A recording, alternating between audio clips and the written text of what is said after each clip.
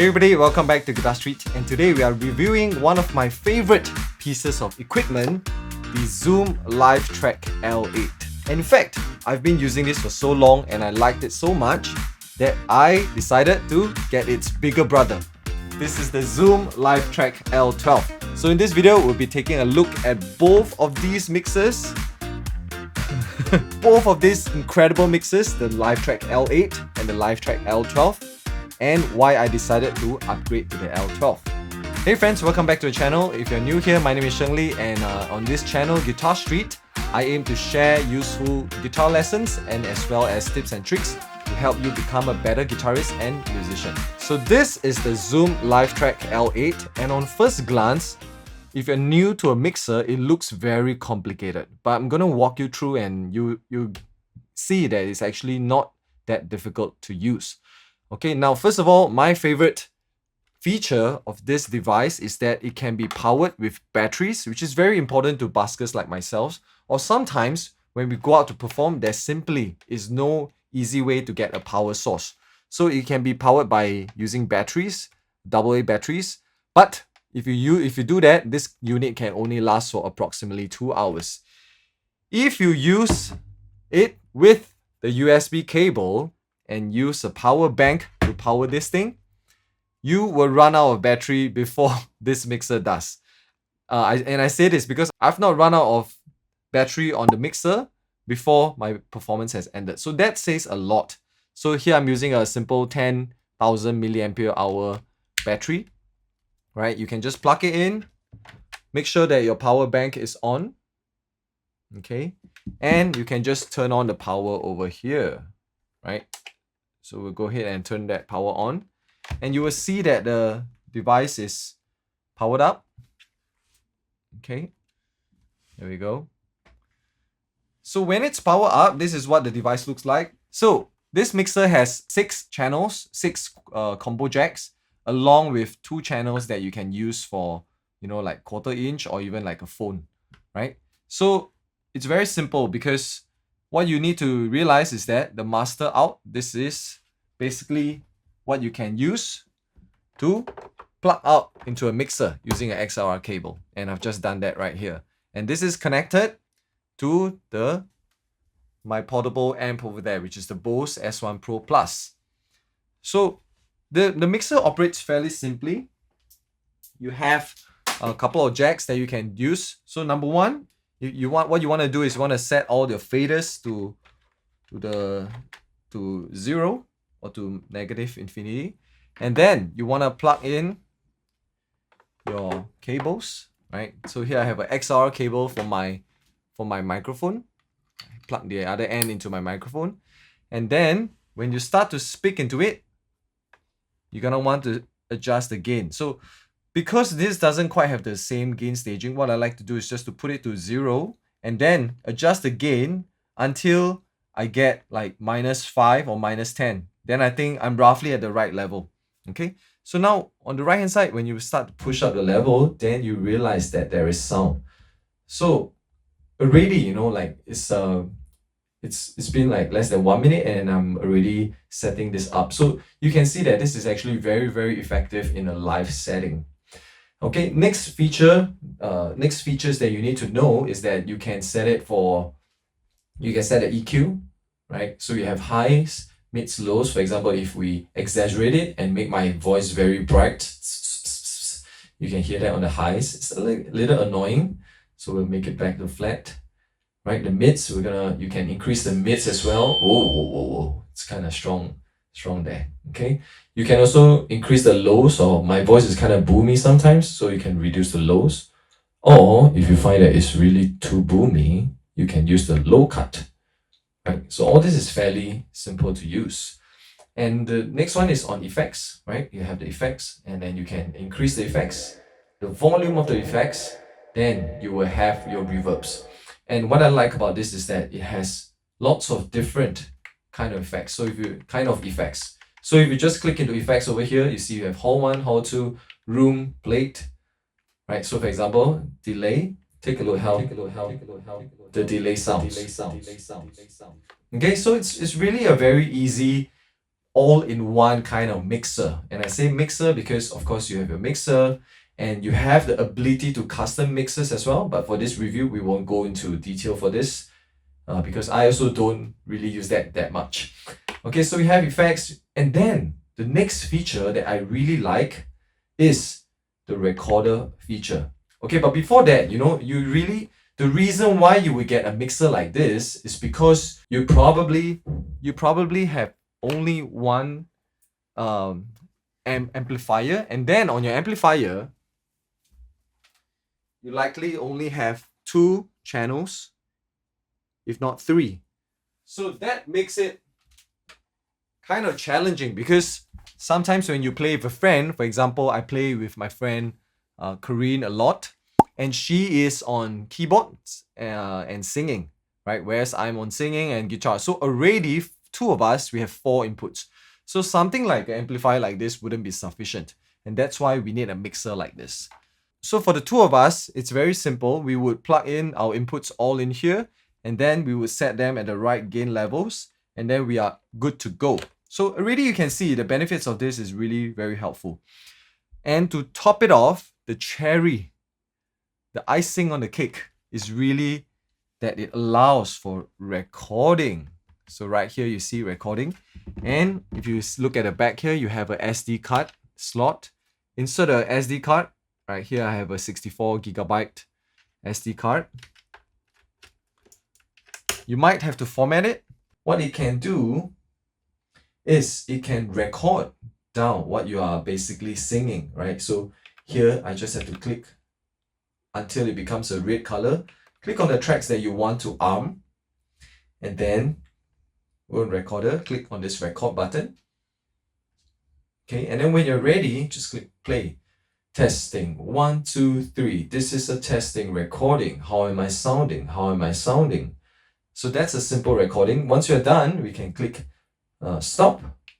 Go back to the start and play. Just click play. Testing 1, 2, 3. This is a testing recording. How am I sounding? How am I? And the great thing about this recorder is that it records all of these as individual channels. So you have the ability to do post-production. For example, if your vocal is a little bit too loud or too soft, or maybe even you want to tune your vocals, you can do that in post. So this is a really excellent feature, and for a device like this, I wasn't expecting to get this much value. So you also see some buttons over here. This is basically sound pads. You can load up sound effects on here. Let's take a look at some of the sound effects from here that I previously loaded.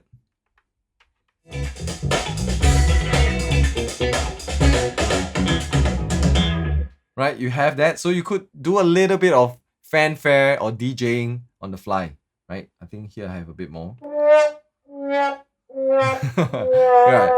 okay. So, so there you go, right? This is the Zoom LiveTrak L-8. So very simple to use, and I really like this device a lot. And in fact, we use this for nearly 2 years. So why then?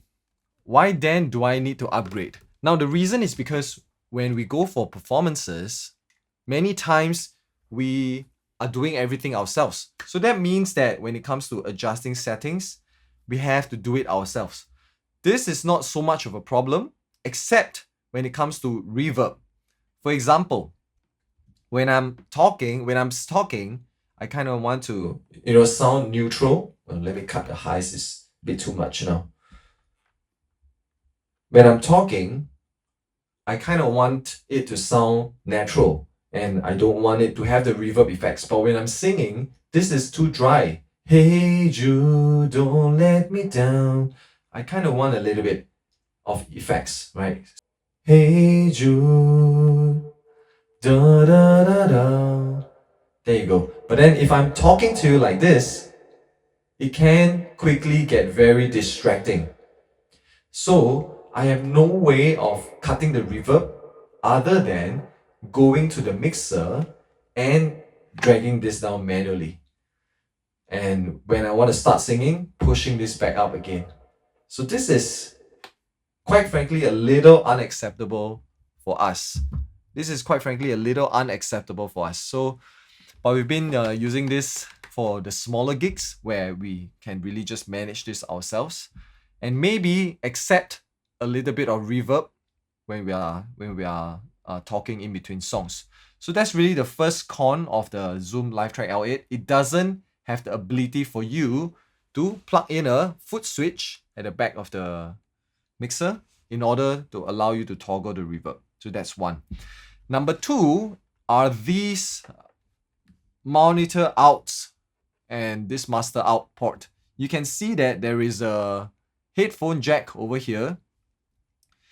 This tells me that these ports are not really meant to be line outs for monitors. You know, like when you're wanting to use a stage monitor, this is really not meant for that. So I've tried this with quarter-inch jacks, TS or TRS. They both sound weird. I find myself having to dial this up all the way until it's very, very high, right? You can see the setting over here. I find that I have to dial this up very high in order to get a decent level on the monitors. And even then, it sounds a little bit thin. So I think something is wrong over here. So these jacks are probably really more for headphones and not so much for monitors. So that's my second concern with this. But other than that, man, the Zoom LiveTrak L-8 is a really phenomenal mixer that has served us for so long. And again, my favorite feature is just the ability to power this just with a power bank. So you can use this anywhere you go. And for us, what it means that this is battery, if this is battery powered and our speakers are battery powered, then we can go anywhere. We can perform anywhere. And that has so much flexibility for our performances. Okay, so that's the Zoom LiveTrak L-8. So those two reasons are actually why I decided to upgrade to the L12, right? It's bigger brother. I don't really need so many inputs, but having the ability to have a foot switch, right? Here you can see the control in, the ability to use a foot switch here using the control in, and as well as being able to have proper line out channels over here makes it a big difference. Okay, so let's take a look at the Zoom LiveTrak L12. The one con of this L12 is that because it requires more power, it cannot be powered by AA batteries, nor can it be powered by a power bank. But now this is where it gets interesting. I've been trying to find out how to do it, and because this is a 12-volt center positive device, I might be losing some of you here, but basically you just need this adapter. Okay, here we go. This is the my volts step up, right? It basically allows me to convert the voltage from a power bank like so to step it up to a 12-volt center positive and have enough power to power the Zoom LiveTrak L-8. So here you can see DC in. If I plug this out, you will be able to see that it is a 12-volt center positive. So you take a look at this, there's a center here and it says positive. So make sure you get the right kind of thing if you are looking to get something like this. This is from my volts, it's called step up. Power it on and the device turns on. How amazing is this? Now that means that this is something that you can take anywhere. This is very exciting for me. Now let's take a look at the L12. This is the L12. The L12 is basically a bigger brother of the L8. It has a lot more ports. And it's all roughly the same thing. Still 2 XLR jacks out. But now it has the proper line out sockets that I really wanted. And you have the ability to plug in something into the control jack so that you can use it. You can use a foot switch to toggle the reverb. I'll show you what it means. This is a momentary foot switch pedal, right? 1/4-inch jack connected to the rear of the mixer, control in. Okay. And now with that connected in, we have some effects here as well. Okay. Now the problem is when we're singing, this is fine, but when we are not singing, we want to be able to press our foot switch and then be able to talk properly. So now having this feature makes the LiveTrak L12 so much more powerful. The L12 has a lot more effects and more ability to customize the frequencies. For example, here you see in the mid frequency, you can choose the frequency that you want to boost or cut. So already the L12 it's just a little bigger brother of the L8, and it has a bit more functions and a bit more flexibility for configurations. And you also have the ability to, for example, put in RCA cables. So it gives you more flexibility when working with like a DJ or something, for example. Okay, so of course the LiveTrak L8 and the L12s is also very good because you have the 48-volt phantom power, right? So if you do need phantom power, like if you're using a condenser microphone, you can turn on that phantom power and then have it powered as well. Okay, so that's really a quick overview of the LiveTrak L8 and the L12. I think these are amazing devices. Of course, the L12 is quite a bit bigger. I think this is maybe around 1.5 kg, right? I kind of can feel the weight of this 1.5 kg, whereas the L8 is just really light and very easy to carry around. So if you don't need, if you're not like me, you don't really care about having a good monitor output and you don't really care about the reverb, then this is, I believe this is the right one for 80% of you out there. Okay, so you can consider something like this. And I do recommend, my recommendations are for you to get the protective bag because I've broken faders on here before, right? These are not the most durable faders. So I really recommend a bag. Zoom has this bag over here, right? And it fits the L8 very nicely. Here you can see. See if I put it in here just like that. You can strap down the L8. Okay. Another layer of protection. You have some space to put some cables or some accessories over here, and then lock it down, right? You can carry it like this. Okay, even has some protection at the bottom of the bag. So this is a really handy bag, although I feel it's a little bit old school looking.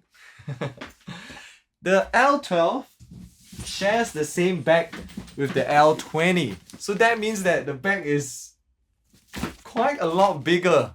I wish they made a bag for the L12, but they decided to cut down the number of SKUs and they only have one bag for the L12 and the L20. This is what it looks like, right? There's a huge compartment. If you have the L20, then you don't need this. You can take this pillow away.